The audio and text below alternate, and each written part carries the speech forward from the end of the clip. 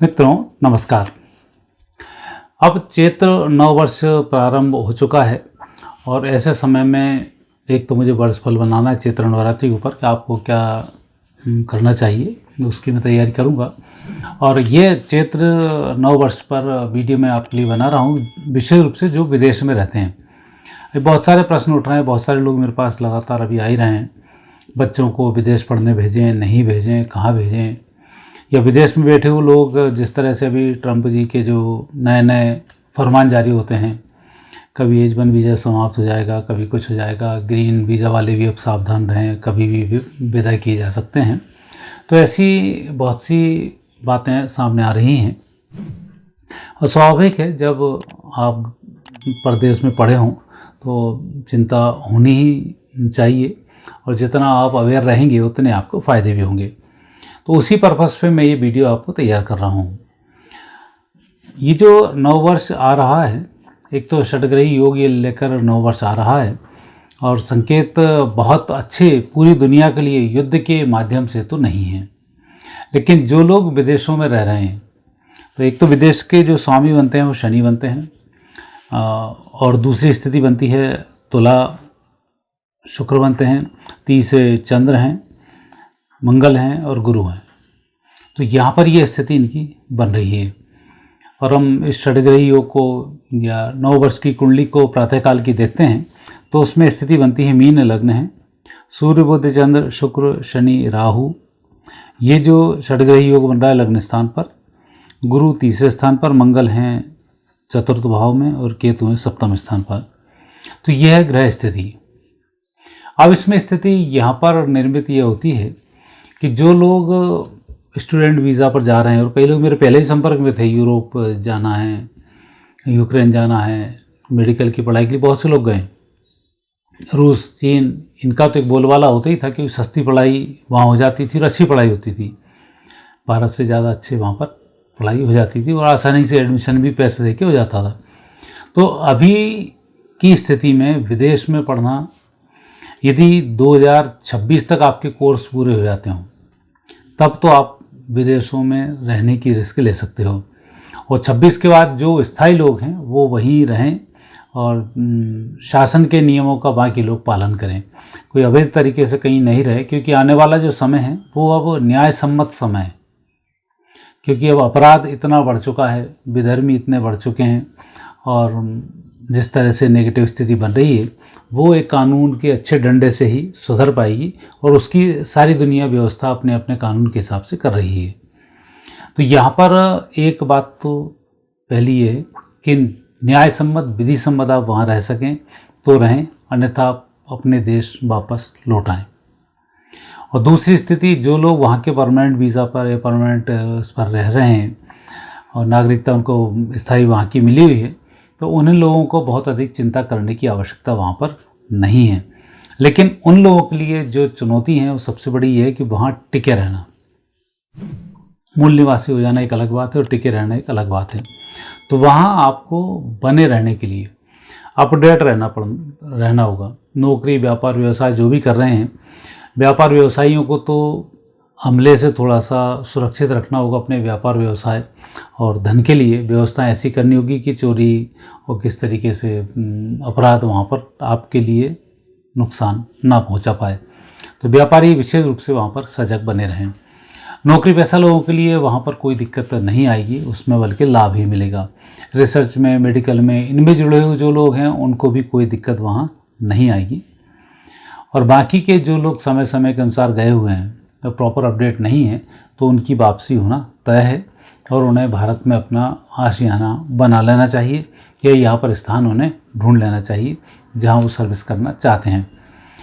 एक स्थिति बनती है जो विद्यार्थी जा रहे हैं, तो विद्यार्थियों को कोशिश ये करनी चाहिए कि ऐसे जगह में जाएं जहाँ से वाहन के माध्यम से, विशेष रोड के माध्यम से आवागमन हो, क्योंकि आने वाले समय में जब युद्ध होगा, सैटेलाइट वगैरह की स्थिति बहुत बेहतर नहीं है, तो आना जाना आपका अवरुद्ध हो सकता है। इस बात का भी आपको विशेष ध्यान रखते हुए काम आपको करना चाहिए। विदेश के जो ग्रह हैं जो आपको मदद करेंगे, उसमें भारत की कुंडली में तो योग अच्छे बनते हैं, कि भारतीय जहाँ भी रहेंगे वहाँ सुरक्षित रहेंगे। और कारण है कि आने वाले समय में सनातन धर्म ही मूल धर्म होने वाला है। और जो सनातनी हैं, जो काम कर रहे हैं, उन्हें विशेष रूप से तो खुशखबरी है कि एक तो आप सनातन धर्म के नियमों का पालन करें,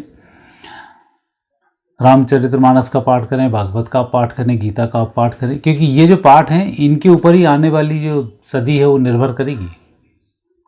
आपको पता नहीं होगा कि इस देश की स्वतंत्रता में गीता का कितना बड़ा योगदान है।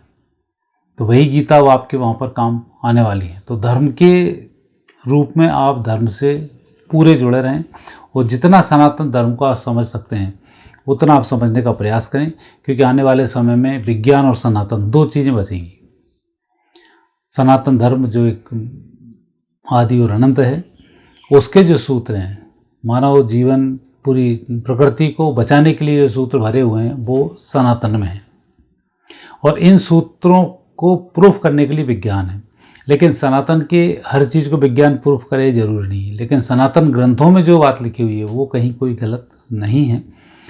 और कुछ छोटपट है तो लोगों के द्वारा एडिट की हुई हैं वो समस्याएं, तो इसलिए उसकी आप चिंता ना करें कि वो बहुत ही नगण्य है। 2 4 10 वाक्य हो सकते हैं।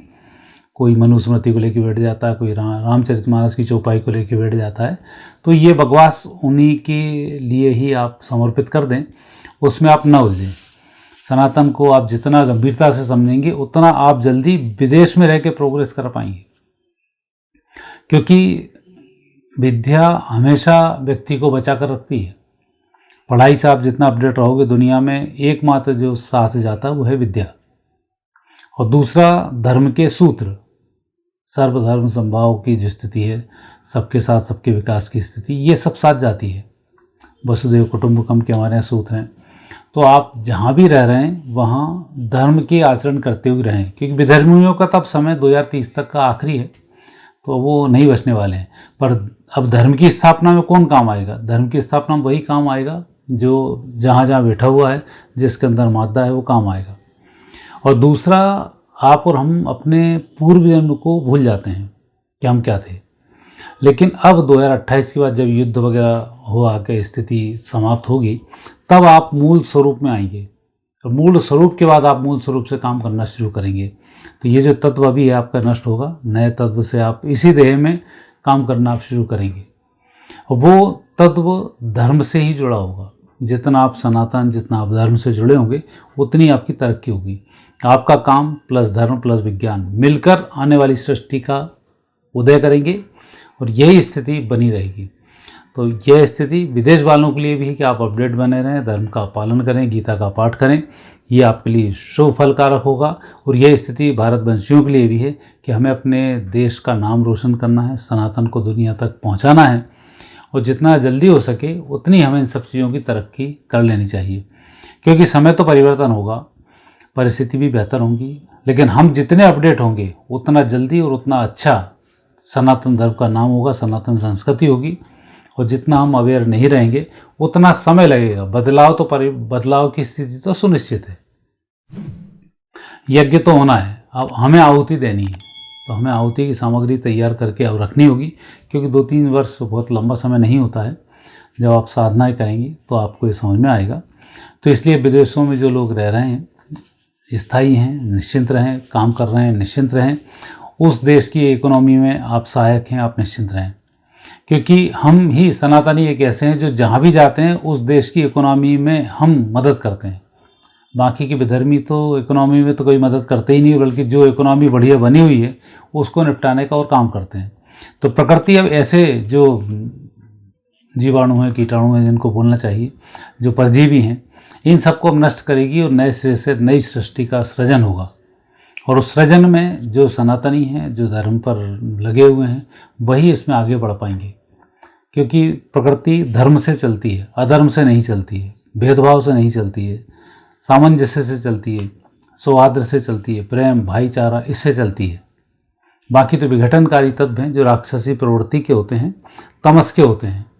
तो ये सब नष्ट होते हैं, सत्व जागृत होता है। और जब सत्व जागृत होता है तो आपसी संभाव जागृत होता है, वसुधैव कुटुंबकम जागृत होता है।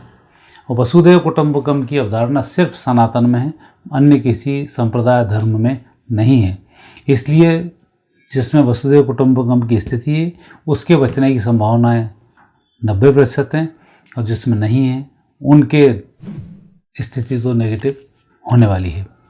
तो इस बात का आप विशेष ध्यान रखें। और ये वीडियो मैंने विशेष रूप से इसलिए बनाया था, कई लोगों के प्रश्न थे, कई लोग आते थे, तो मैंने कहा एक चर्चा हम विदेश के ऊपर ज़रूर करें जो आपके लिए लाभकारी सिद्ध हो। तो ये था मेरा वीडियो। आगे फिर नए विषय के साथ आपसे भेंट होगी। नमस्कार।